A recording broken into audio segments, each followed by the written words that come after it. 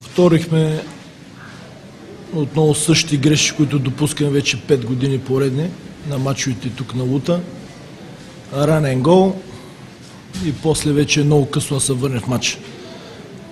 Днес се случи отново същото нещо, при положение, че цяла седмица говорим, че не трябва да повтаряме тези грешки и за капак точно ги повторихме отново. 5-та поредна година.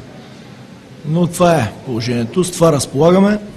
Всичко опира до менталитет, до характер на футболистите. Има някои футболисти, които са мъртви души и нямат нужния характер, за да играят на такова ниво в такъв отбор като Черно море. За съжаление, липсата на основните футболисти, лидерите, които са на отбора, им дава шанс в момента да играят, но това нещо много скоро ще се промени. В края на краища, загубата си е загуба, честита победата на отбора на Локомотив.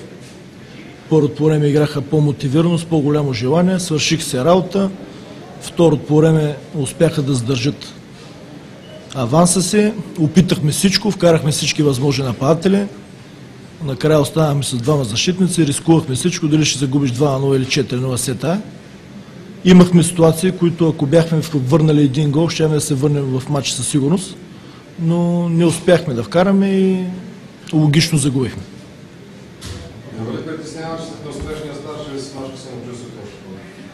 Не мога да говоря за неуспешен старт, тъй като са минали два мача, биш единия, губиш другия, това са нормални неща. Първите 2-3 мача не решават първенството, 30 мача са.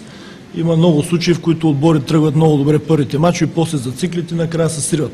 И в същото време обратно. Но лошото, това, което мене ме яд най-много, че нашия голям проблем от миналата година, мачовете навън, още в първото гостуване, отново се проявяват.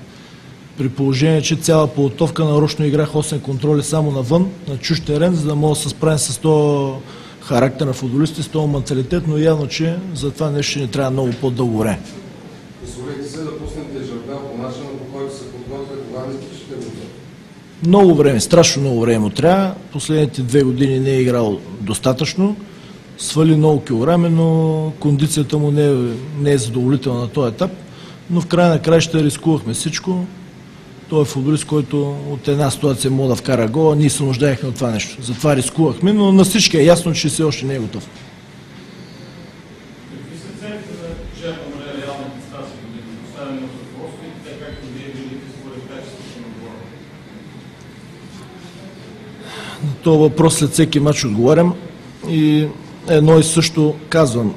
Целите са, ако можем да се завърнем отново в Европа, където играхме последните 3 години, изключение на тази, но след първия полусезон реално ще се проличи дали сме на прав път или не. Сега първи, втори, трети кръг, нивата е много дълга, както се казва, не може реално да се прецени кой отбор на къде, в каква посока ще поеме първенството, така че реално на полусезона ще може по-конкретно да се говори за цели на всеки един отбор, така смятам.